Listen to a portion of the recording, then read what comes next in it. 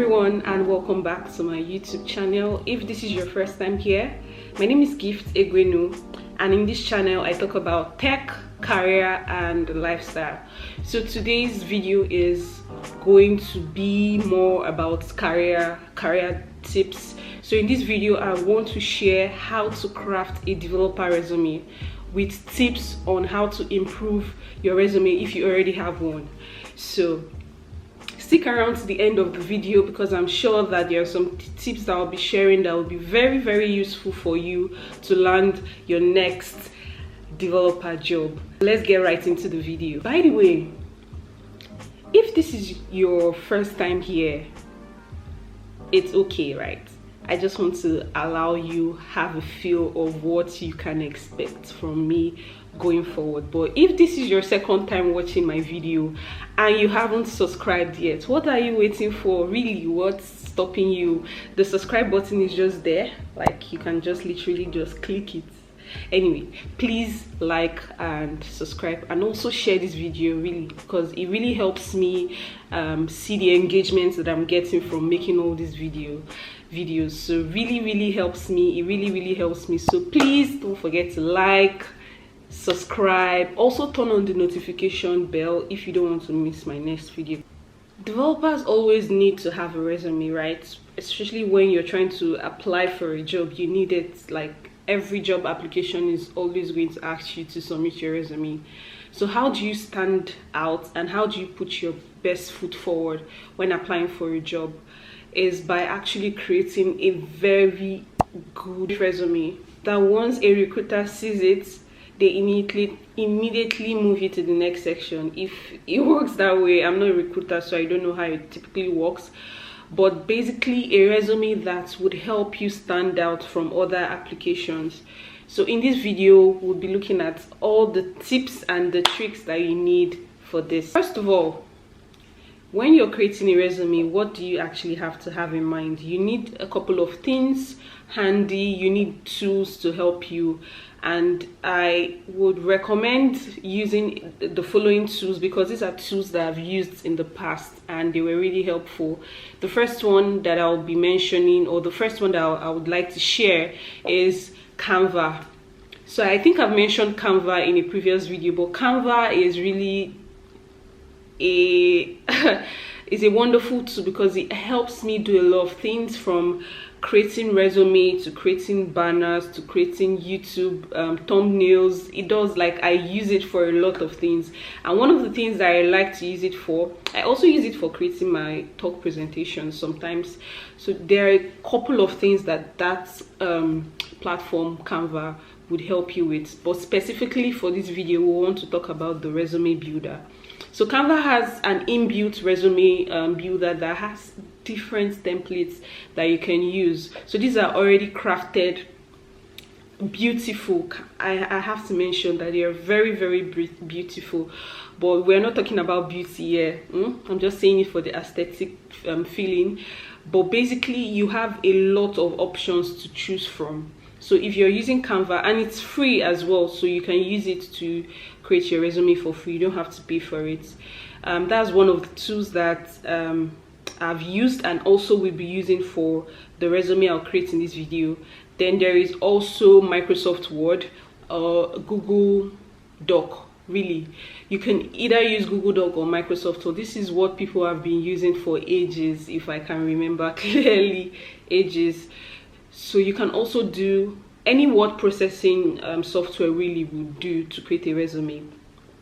And then finally, the other one that I've used is Figma, like a design platform. You can either use Sketch, Figma or Adobe XD to create it. Mind you have to create it from scratch. So, and if you're not a designer, or if you don't have that eye for design, it might not be something, it might not be an option you want to go for. But if you feel like you want to do this from scratch, like design your resume to fit your brand and everything, you can also use either Sketch, Figma or Adobe XD. But in this video I'm going to be using Canva, so going forward you see Canva a lot in this video.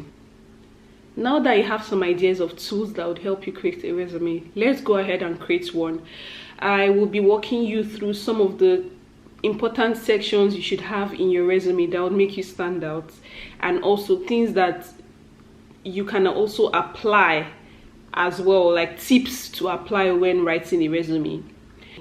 The first one I would like to mention is to have your name and your role somewhere very visible, preferably on the top part of your resume, just like the one I have here. So have your name and your role. So if you're a front-end developer, a back-end developer, a designer, so you can have it just the way I have this one right here. After adding your name or your personal details, because this is something that would immediately hit the attention of the recruiter looking at your portfolio to say, okay, this is this person's role and this is this person's name at first. Then the next important section you need to add is your personal statement or your professional summary or your bio. This could be anything really. It could be a simple sentence saying that, hi, I'm a front-end developer, I have certain skills, I have 3 years of experience working as a developer, whatnot. Your main competencies, this is where you add them. Just a summary about your professional experience, really. This doesn't have to be like a very long form text. It could just be like a paragraph or two, really, just explaining or summarizing your professional experience. After adding that in, the important part of your resume is the professional experience section or your work history. So how long have you been a developer for? It's very important to always add correct details with the correct dates, really. If you're currently working in a company and you don't put it there, or you don't have the correct details, it's just going to make your work history looks incomplete. For instance, if you add that you were working as a developer at so company in 2015, right, and after 2015 you jump to put that you're now working, and you put obviously the end date for that job to be like 2016, and then you say in 2020 you're now working as a senior front-end developer. What were you doing in between 2016 to 2020? If you don't have that information there, it's just going to raise some cause for concern. And it's clearly stated that you went from an intern to a senior software engineer with the gap, so it's not correlating. You need to have recent correct information in your work history. Another thing I would like to mention is using action verbs when writing what you did, or when writing about the role you played in your previous job or in your previous role, or it could even be your current role. Now, something I would like to mention is when describing your current role, make sure you do it in like present tense. So you can say develop an e-commerce application that caters for 50% of a certain population, or organized. Don't use organized, right, like past tense.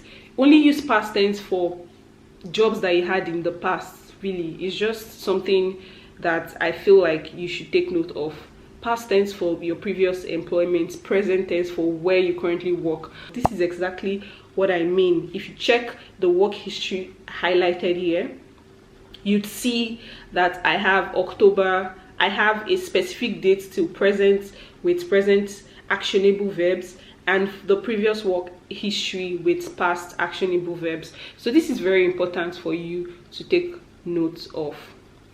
Moving on to the next section, this is where you can list your competence, your tech skills, or things that you know that you're very comfortable using. Don't list tools that you've used or you've read the documentation of. No, make sure the things that you list here are tools that you can work with, because you might be asked, okay, do this in this specific technology that you listed in your resume, and you don't know how to use it. But it could be that you've not used it in a long time. It could also be that you only scratched the surface, like read the documentation without actually building something in with it. So it's very important that you list skills that you're very comfortable with in your resume. After listing this, The next section is to add your contact details. It's also very important to have your contacts in your resume, because obviously if they want to reach out to you, how the best way to possibly do that is with the information you leave in your resume. So you can have a very small section here detailing your email address, which is very important, your phone number. If you have a portfolio or a website, you could also add the links to that. Make sure there are links, and you could also add your GitHub portfolio, your LinkedIn profile if you want to. Really, these are optional, but make sure the most important thing you need to have in the contact section is your email. Every other thing could be an added link, really. And then you can then add your education. You can see how I did not mention education as the first thing. So education, I feel like it's important to add in your resume, but also make sure it is not the first thing that they see or the recruiter sees. Make sure it's after your work history, because really what you're concerned about, except you don't really have working experience coming from as a newly graduated developer. But really, I would still advise that even though you just graduated from college or from the university and you don't really have a lot of work experience, you did internship in school, right? And you have worked on some projects on your own. So I wouldn't tag that as work experience and put that before adding your education. So make sure education is like below work history or work experience. For your education, it's really important to not list everything from primary school, secondary school, and college, or your master's.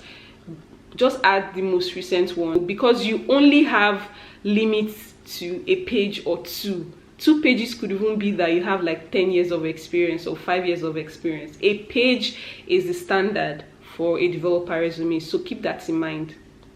After adding your education, the next section that you could add is, it can be tagged awards, certification, or professional achievements. Really, any way you want to put that. I would say it's very important to add this because it makes you stand out. Like if you have volunteering experiences, working as or helping out with conferences, helping out with boot camps, or helping out in any way, it's very important to also add this. If you've gotten certifications or awards or for being the best in something that is very related, make sure it is also related to the job, because if you're adding that you were the best dressed in so it doesn't really make sense to have that in your resume. But adding things that are very specific to the job that you're applying for could also act as a boost to your profile. So adding certifications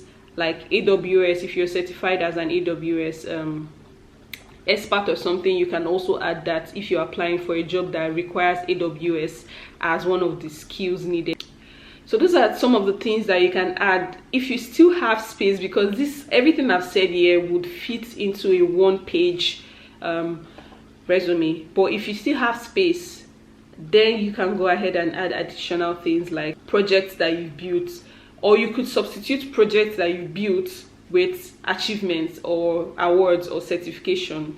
Either way, like, the choice is yours really, but these are just sections that I feel like are really important to have in your resume. So you can add projects that you've built. Also, it's important to make sure that those projects are linked to. So if you're adding a project on your GitHub, make sure you add a link to the GitHub repo. Or if you're adding a website that you built, make sure you add a link to the website. So these are several sections you can have in your resume that would help you stand out as a developer looking for a job. In the next section, I'll be sharing tips you should take note of before actually sending out these applications. So let's move on to the next section. The first one here is always make sure that your resume is up to date. What do I mean by this? If you're sending in an application, make sure that your recent job or your previous or your last or your current job is what is actually listed, and not something from 2 or 3 years ago. Because really the first thing, or some of the things that is key to recruiters when they're scanning through your resume, again, recruiters don't waste time when looking at your resume, so you must make sure that the information there is very succinct. So when scanning through your resume, they would like to check, okay, where is this person working right now, or when was this last person's job, or something like this. If you are a developer and you just left your job last month, make sure it is there before actually sending in an application. Make sure your resume is up to date. Make sure the skills that you have listed are still skills that you work with. Because if you're a developer and you've been working with PHP for the last 3 years, but you stopped and you've not worked with it in a while, really it's not up to date, then you need to update it with your recent acquired skills. It's also not recommended to use an image. This is actually controversial because I really don't see anything bad in using an image, because I've done it before. But just by reading some comments online and what people feel about using an image in your resume, like putting a picture of yourself on it, it's not recommended. So I don't know really, but I'm just putting it out there that especially depends on the location. So if you're applying for a job in, I think, Germany, it's recommended to actually have an image. I don't know, again, this is just from sources that I've read online. But yeah, it's also not recommended to use an image. So it's either you just put in your information directly, because I feel the reason why people say it's not recommended is because it allows, like, it's just to avoid bias, it's just to avoid the recruiter being biased. So a situation might be that they are trying to employ more women or something, and when you're going through resumes and they see that you're a woman, they'll just carry you to the next stage without even reading your qualifications, things like that. So it's just to avoid bias. Again, I don't see any specific problem there, but again, industry standards is what you should follow. What else? Always check for errors, because this is something that people would not pay attention to, because you feel like when you're writing your resume you make sure that everything was correct, but really what you need to do is go back and check it. Like, use tools like Grammarly to cross-check your resume for errors, grammatical errors. I read a study that said the one reason why people don't move to the next stage, the first stage, which is like checking your resume, is because of grammatical errors. Once recruiters, because they've been doing this for a long time, sorry that I'm moving a lot, my legs are killing me because I'm sitting on the floor. But yeah, from a study that I read, the one thing that does not allow you move to the next stage when applying for a job is grammatical errors. So a lot of people don't check this, but this becomes a problem, especially when recruiters are going through your CV and they just your resume and they just keep seeing errors and errors. You just take your CV and put it to the side. So really, you need to make sure you check. It's not just by using tools like Grammarly. Really, for me, I would say read it over and over again before you actually submit it. Then only add technical abilities that you know you're capable of. A couple of people would add a lot of tools and tech that they know about, not basically used really. For me especially, I remember like a year earlier in my career, I would list out a lot of technologies that I've read, even the documentation. I'll put it there that, okay, this is my skill.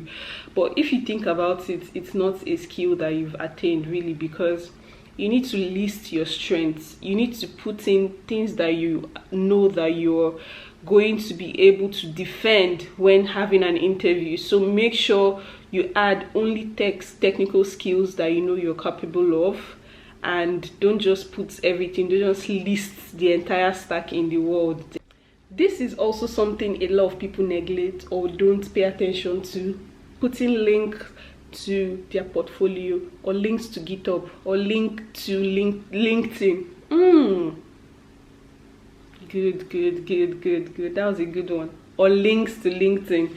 Anyway, make sure you add links to your portfolio, LinkedIn, GitHub, Twitter. Twitter is really you can do without it, but make sure it is linked, because you're sending in a PDF and just adding text like your website. Nobody will want to go to the browser and type that, right? So make sure there are actual links, and there is a way you can do this on Canva. So using a tool like Canva would make it even more easier for you, so keep that in mind. That brings me to the end of this video. I hope all the tips and knowledge that I shared were really helpful, and going forward they're going to help you in creating and crafting a great developer resume that is going to stand out and get you your next job. So thank you so much. Please don't forget to like this video, subscribe to my channel, please subscribe to my channel, and you know, comment, let me know your thoughts, or if there are anything that you feel like I did not mention in this video, please leave it in the comment section for me. Thank you so much for watching, and see you in my next video. Bye.